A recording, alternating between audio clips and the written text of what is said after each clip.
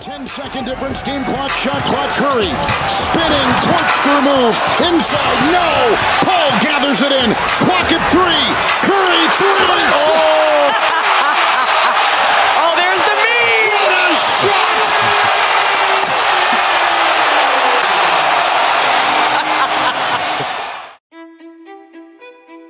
Ito ang kinikilalang greatest shooter of all time, ang player na nagbago ng laro sa liga ng NBA. Maraming anang maliit sa kanya noon dahil sa payat na pangangatawan, pero pinatunayan naman niyang may bubuga siya at kayang sumungkit ng kampyonato. Well, ibang klase namang kamay kasi ang meron ng player na ito, lalo na sa kanyang binibitawang mga tres. Kaya sa kasalukuyan, siya pa din ang may hawak ng titulong NBA all-time 3-point leader. Tara't ating kilalanin ang may nakakamanghang talento na si Stephen Curry. Wardell Stephen Curry II, ipinanganak noong March 14, 1988 sa Akron, Ohio, USA, na may taas na 6'2". Anak ito ni Sonia at dating NBA player din na si Del Curry, na nakilalang naglaro sa Charlotte Hornets at Toronto Raptors noong 1990s era. Lumaki nga itong si Steph sa Charlotte, North Carolina, kung saan dito nga naglaro ng matagal ang kanyang ama na si Del Curry sa kupo ng Charlotte Hornets. Namana nga ni Steph at ang kanyang kapatid na si Seth ang hilig at talento ng kanilang ama sa basketball. Madalas nga laging kasama ni Del Curry ang kanyang dalawang anak na si Steph at Seth sa kanyang game, na makikitang nagsushooting din itong dalawa during warm-ups. Kaya bata pa nga lang hinubog na ang mga paa ni Steph para tumapak sa iba't ibang NBA arena. Sanay na nga din itong matutukan ng kamera at madamay sa kasikatan ng kanyang ama dahil sa lagi nga itong present sa mga games ng kanilang ama.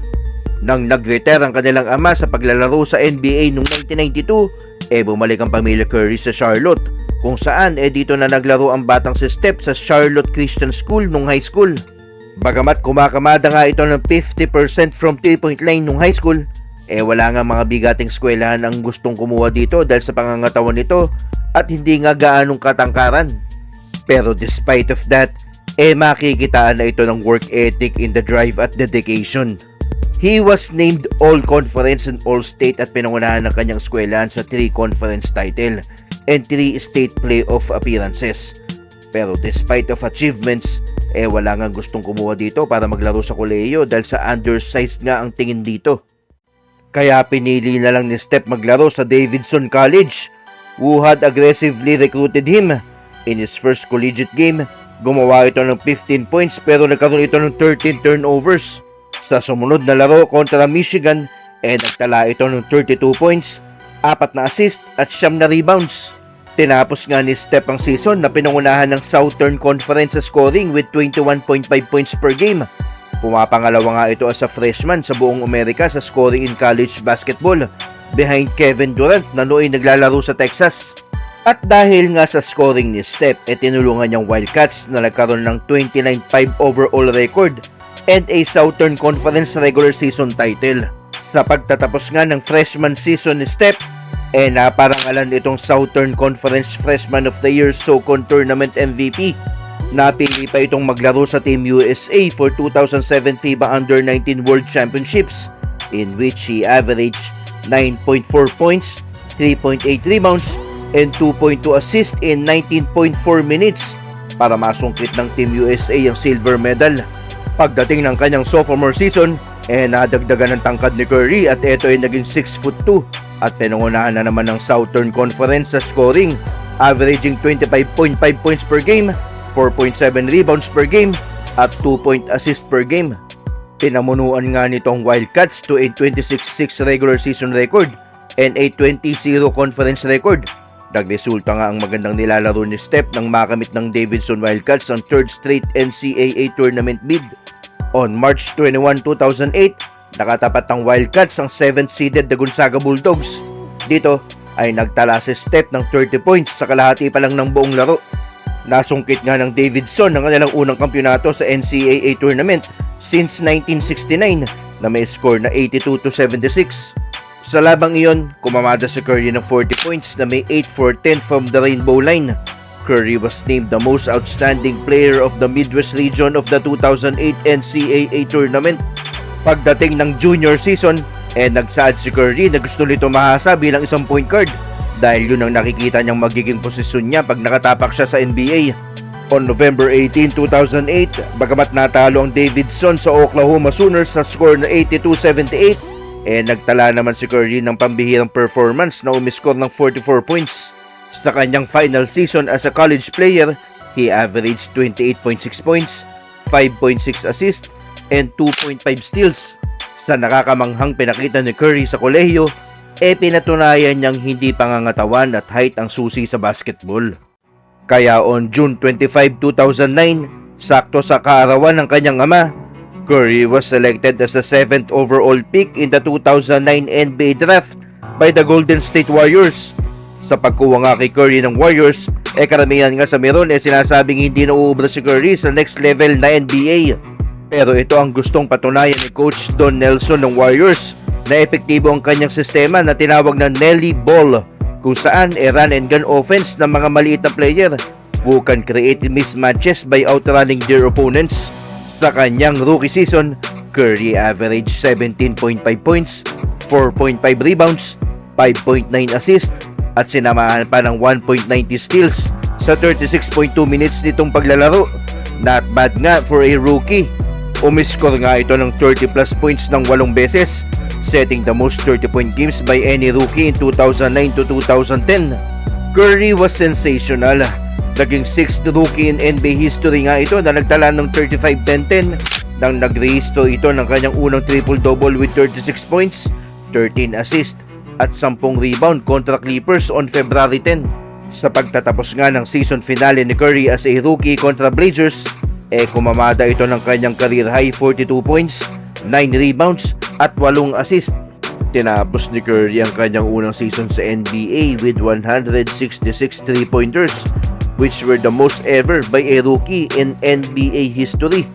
Dahil nga sa pambihirang pinapakita ni Curry, unti-unti nang umiingay ang pangalan nito sa mga basketball fans. Prior to the start of the 2012-2013 season, pumirma si Curry ng contract extension na tumataginting na $44 million sa 4 na taon.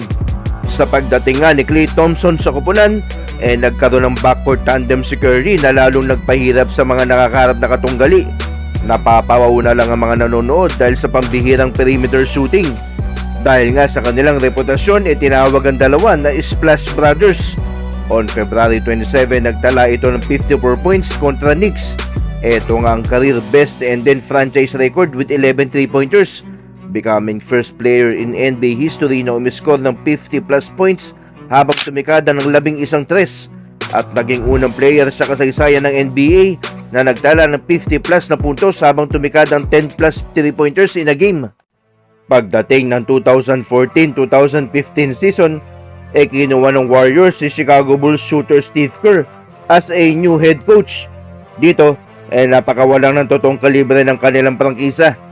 Mas tinulak nila ang pace ng kanilang opensa.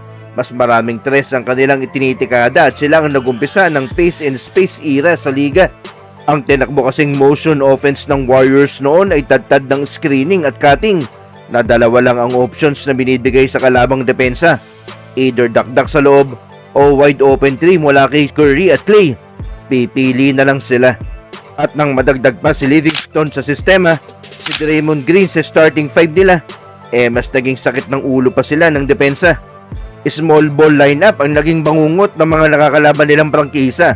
Green bilang sentro, Livingston sa 4, at ang Splash Brothers bilang 2 at 1. Sa lineup na ito, gumawa sila ng franchise history at 67 wins ang kanilang naipanalo. Sa depensa, silang numero 1. As sa opensa naman, silang pangalawa sa liga. Ang kanilang 10.2 net rating ang 7th best sa history ng NBA. On February 4, umiscore si Curry ng season high 51 points in a win kontra Dallas. Ito nga ang nanalo ng 3-point king para sa All-Star Saturday night. Sa taong ding iyon, Curry was voted the NBA's MVP pagtapos nito maglatag ng 23.8 points, 7.7 assists, at 2 steals per game. Unbelievable performances nga ang pinakita ni Curry kontra sa iba't ibang kupunan para makatawid sa playoffs. Dahil nga sa nakakamanghang performances ng kupunan, pumasok ito sa NBA Finals kontra Cleveland Cavaliers. Sa Game 5 ng serye, umiscore si Curry ng 37 points. Pagdating ng Game 6, pinakita ng Warriors sinong hari ng NBA sa bagong henerasyon. Nasungkit nga ng Warriors ang kampyonato at ito nga ang unang kampyonato ng prangkisa pagkaraan ng 40 years. Sa seryeng iyon, nagtala si Curry ng 26 points at 6.3 assists per game. Marami ngang meron ng napahiya sa pagiging kampyon ng Warriors dahil bago pa man mag-upisa ang serye kontra Cavs, hindi pa din sila kinukonsiderang favorite sa kampyonato. Hindi rin kasi naniniwala ang maraming kayang magkampyon ng kupunang walang lehitimong sentro at puro stress lang ang sinasandalan para manalo. Pero mabilis lang kaagad nilang pinatunayang mali ang kanilang mga sentimiento at pinagpaglang ang mga humarap sa kanila patungo sa pagiging kampyon. Sa pagsisimula nga ng another season, Curry became the first player since Michael Jordan noong 1989-1990 na umiscore ng 118 points sa kanyang unang 3 laro. Isama mo pa ang kinamada nitong 53 points kontra Pelicans. Masyadong malakas nga ang pinapakita ng kupunan ni Curry ng panahong ito. Nagsimula nga ang season na naglatag agad dito ng 24-0. Ito nga ang pinakamaraming panalo na walang talo sa NBA history. Dahil sa patuloy na pagdomina ng kupunan pumasok ulit ito sa finals kontra ulit sa Cleveland para sa rematch. Sa unang 4 na laro, 3 agad ang naibaon ng Golden State kontra LeBron. At inakala ng lahat na yun na ang icing na makasaysayang run ng Warriors sa 2016 season. Pero nagising nga si LBJ kundi pati na ang buong prangkisa ng Cleveland. 3 sunod-sunod na talo ang pinakain ng Cavs kila Curry para iuwi ang kampyonato at i-spoil ang dapat sanang perfect run ng Warriors sa season na ito. Pero hindi naman matagal na lugmok ang kanilang prangkisa at tila naging blessing in disguise ang pagkabigo nila. Dahil 2017 nakakuha nilang serbisyo ni Durant na mas lalo pang nagpalakas ng kanilang sistema. At ang 2017 Warriors nga ang isa sa pinakamalakas na super team na nabuo sa kasaysayan ng liga. 67 wins ang naipanalo nila at nabasag pa nila ang dati nilang record rating sa opensa. Bukod kasi sa 2 league MVPs na si Durant at Curry at ang dipoy na si Green meron pa silang Thompson na nakatandem ni Curry sa Rainbow area. At dahil nga sa napakalakas ng kuponang ito, inago muli nila ang corona sa Cavs para mag-ari sa liga noong 2017. At hindi lang yun, tinuldukan na nila mismo ang rivalry kontra Cavs dahil sila muli ang kampyon noong 2018 kontra LBJ.